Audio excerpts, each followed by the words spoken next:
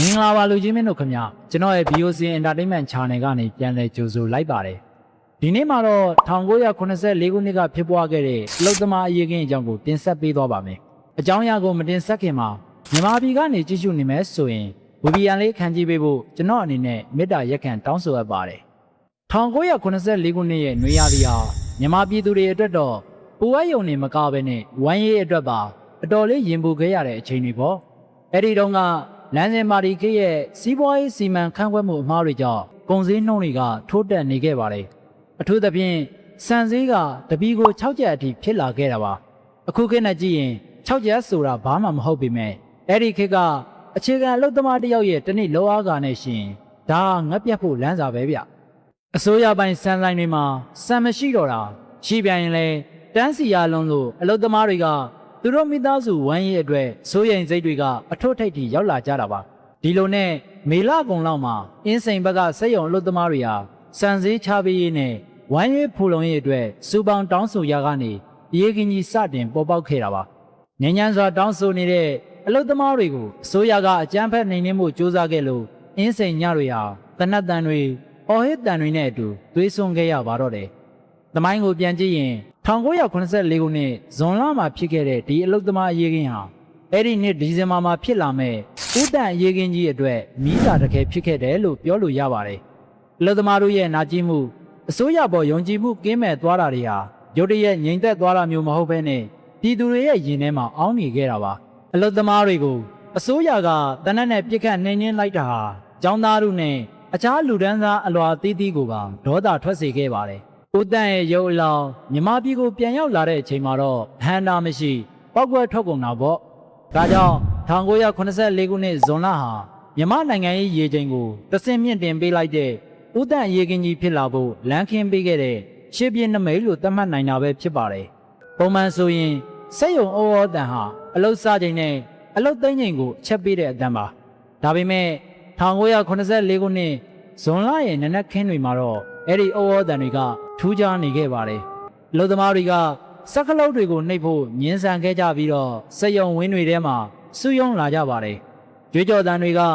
ကစက်တန်တွေကိုလွှမ်းမိုးသွားခဲ့ပြီးတော့အင်းစိန်ရွာမသမိုင်းနဲ့လိုင်းသားရတကြောကစက်ရုံပေါင်းစုံဟာတခက်တဲ့ဟန်ချက်ညီရက်တန့်သွားခဲ့ကြတာပါဒါကလောက်ခလာစာတိုးမြင့်ရေးထက်ပိုတဲ့ဂုံတိတ်ကရှိရှိရှင်သန်နိုင်ရေးအတွက်စက်ရုံအော်တန်တွေကြားကနေပေါက်ဖွာလာတဲ့တော်လိုင်းမှတ်တမ်းတစ်ခုပဲဖြစ်ပါတယ်လူတယောက်ကိုကြောက်တရားနဲ့ဖိနှိပ်ထားလို့ရကောင်းရနိုင်ပေမဲ့စာလောင်မှုကိုတော့ဘလို့လက်နဲ့နဲ့မှတားဆီးလို့မရနိုင်ပါဘူးအဲ့ဒီတုန်းကအလုသမားတွေလမ်းပေါ်ထွက်လာရခြင်းရဲ့အဓိကတွန်းအားကတော့နိုင်ငံရေးအယောင်အသွေးထက်ဝမ်းစာကအဓိကဖြစ်နေခဲ့ပါတယ်အိမ်ကသားသမီးတွေငတ်ပြတ်နေတာကိုမြင်နေရတဲ့ဖခင်တယောက်အတွက်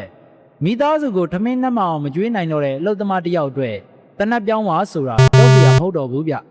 ဒီလိုနဲ့စာလောင်မွတ်သိမ့်မှုဟာကြောက်စိတ်ကိုလွှမ်းမိုးသွားပြီးတော့တမိုင်းမှာမော်ကွန်းတင်လောက်တဲ့ရဲစွမ်းတက်တီကိုမွေးဖွားပေးလိုက်ပါတော့တယ်ဒီလှုပ်ရှားမှုကအင်းစိန်ဒေသတစ်ခုထဲမှာတင်ရက်တန့်မနေခဲ့ပါဘူးလောင်စာစီလိုတောက်လောင်လွယ်နေတဲ့ပြည်သူတွေရဲ့ဒေါသတွေဟာအင်းစိန်ကနေတဆင့်ရန်ကုန်တစ်မြို့လုံးနောက်တော့မြန်မာပြည်အနှံ့ကစက်ရုံအလုပ်သမားတို့စီကိုတော်မီလိုကူးဆက်သွားခဲ့ပါတော့တယ်မန္တလေး6ရေနံချောင်းအစရှိတဲ့မြို့တွေကအလုပ်သမားတွေကလည်းသူတို့နဲ့ထပ်တူခံစားရကြောင်းကိုသွေးစည်းမှုကိုပြသခဲ့ပါတယ်။တနိုင်ငံလုံးအတိုင်းအတာနဲ့အလုသမားတို့ကြီးရဲ့ဟင်းရောက်တန်ဟာအုတ်ချုပ်သူလူဒန်းသားကိုတုံလှုပ်သွားစေခဲ့ပြီးတော့လူတို့တိုက်ပွဲရဲ့အရှိန်အဟုန်ကလည်းဘလောက်အထိအင်အားကြီးမားတယ်လဲဆိုတာကိုသက်သေပြခဲ့တာပါ။1984ခုနှစ်ဇွန်လ6ရက်နေ့ဟာသမိုင်းမှာတော့သွေးစွန်းခဲ့တဲ့နေ့တစ်နေ့ပါပဲ။ငြိမ်းချမ်းစွာဆန္ဒပြနေတဲ့အလုသမားတို့ကိုအစိုးရကအင်အားသုံးဖြိုခွင်းဖို့ဆုံးဖြတ်ခဲ့တဲ့နေ့ပါ။သမိုင်းမှတ်တမ်းတွေရအဲ့ဒီနေ့မှာအလုသမားပေါင်းများစွာပြစ်ခတ်နှိမ်နင်းခံခဲ့ရပြီးတော့အင်းစိန်စက်ရုံဝင်းအတွင်းနဲ့လမ်းမတွေပေါ်မှာသွေးကြောင်စီးဆင်းခဲ့ရပါတယ်အဲ့ဒီသွေးဆက်တွေဟာလမ်းမပေါ်မှာတင်ပျောက်ကွယ်သွားတာမဟုတ်ဘဲနဲ့မြန်မာဒီမိုကရေစီသမိုင်းရဲ့စာမျက်နှာသစ်တစ်ခုကိုသွေးနဲ့ရေးထိုးလိုက်တာပဲဖြစ်ပါတယ်ဒီနေ့ဆွဲကအလုသမားတို့ရဲ့ဆွန်းလွတ်ဆွန်းစားမှုကိုအမှတ်ရစေမဲ့ဘယ်တော့မှမေးဖြောက်ပြစ်လို့မရတဲ့သမိုင်းဝင်နေ့တစ်နေ့ဖြစ်နေအောင်မှာပါဒီရေကင်းရဲ့ထူးခြားချက်ကအလုသမားတွေဟာစက်ရုံတွင်ကလုပ်ငန်းဝင်ပြဿနာတွေကိုပ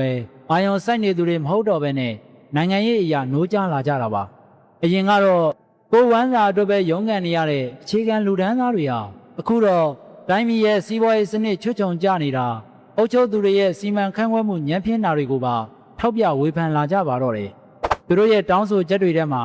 စံစည်းချပေးရေးတွေမကဘဲနဲ့အခြေခံလူ့အခွင့်အရေးနဲ့တရားမျှတမှုတွေပါဝင်လာတာကစက်ရုံလုပ်သမားဘဝကနေနိုင်ငံရေးတက်ကြွလှုပ်ရှားသူတွေအဖြစ်အသွင်ကူးပြောင်းလာတာကိုပြလိုက်တာပဲဖြစ်ပါတယ်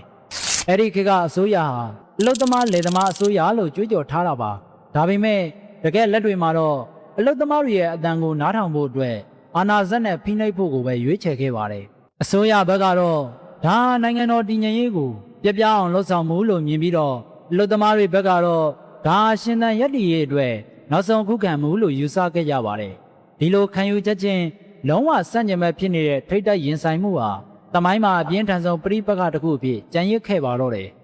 1984ခုနှစ်အလုသမားအရေးခင်းဟာအတိတ်ကဖြစ်ရတစ်ခုတင်မဟုတ်ဘဲနဲ့ခေတ်ဆက်ဆက်အတွက်သင်ခန်းစာတွေပေးခဲ့ပါတယ်ဒီသူတွေရဲ့အခြေခံစာဝတ်နေရေးကိုလစ်လျူရှုတဲ့ဘယ်အစိုးရမဆိုလူလူရဲ့တော်လှန်မှုကိုရင်ဆိုင်ရမယ်ဆိုတဲ့အမှန်တရားကိုမိမောင်းထိုးပြခဲ့ပါတယ်တစ်ချိန်တည်းမှာပဲအလုသမားတို့ရဲ့သွေးစည်းညီညွတ်မှုဟာဘလောက်အထိအင်အားကြီးမှကြောင်းတမိုင်းအမွေအဖြစ်ခြံထားခဲ့ပါတယ်အစိုးရတာဝန်ရှိသူတွေကသဘောပိုင်းပေါ်မှာပြဿနာကိုဖြေရှင်းပေးမဲ့ပုံစံနဲ့ညှိနှိုင်းမှုတွေလုပ်နေခဲ့ပေမဲ့အပြင်ဘက်လမ်းမတွေပေါ်မှာတော့တနတ်တန်တွေကအပြေပေးနေခဲ့ပါတယ်နှုတ်ကထွက်တဲ့ဂရိတွေကလေထဲမှာပျောက်ကွယ်သွားပြီးတော့ကြံရစ်ခဲ့တာကတော့လမ်းမပေါ်ကသွေးကွက်တွေနဲ့ပြည်သူမျက်ရည်တွေပဲဖြစ်ပါတယ်ဒီဖြစ်ရပ်ကအုပ်ချုပ်သူတွေပေါ်လူလူရဲ့ယုံကြည်မှုလုံးဝအုပ်တုံပြတ်တောက်သွားစေခဲ့တဲ့နောက်ဆုံးအချက်ဖြစ်ခဲ့ပါတော့တယ်။သမိုင်းကိုပြန်ကြည့်ခဲ့ရင်လည်းပြည်သူလူထုအပေါ်အာဏာရှင်ဆိုရကဘယ်တော့မှမျှတမှုမရှိဘူးဆိုတာကိုတွေ့နေရပါတယ်။လူကြီးမင်းတို့ကရောဒီအလုသမားအရေးကင်းနဲ့ပတ်သက်ပြီးတော့ဘယ်လိုမြင်ပါသလဲ။ကိုယ့်ရဲ့အမြင်ကိုကိုယ့်မှန်မှမျှဝေပေးခဲ့ပါဦး။ယခုလိုသမိုင်းဆိုင်ရာအကြောင်းအရာတွေကိုဆက်လက်ကြည့်ရှုခြင်းနဲ့ဆိုရင်တော့ကျွန်တော်ရဲ့ BOC Entertainment YouTube Channel လေးကိုSubscribe လုပ်ပေးခဲ့ပြီးခေါင်းလောင်းလေးနှိပ်ထားဖို့မမေ့ပါနဲ့။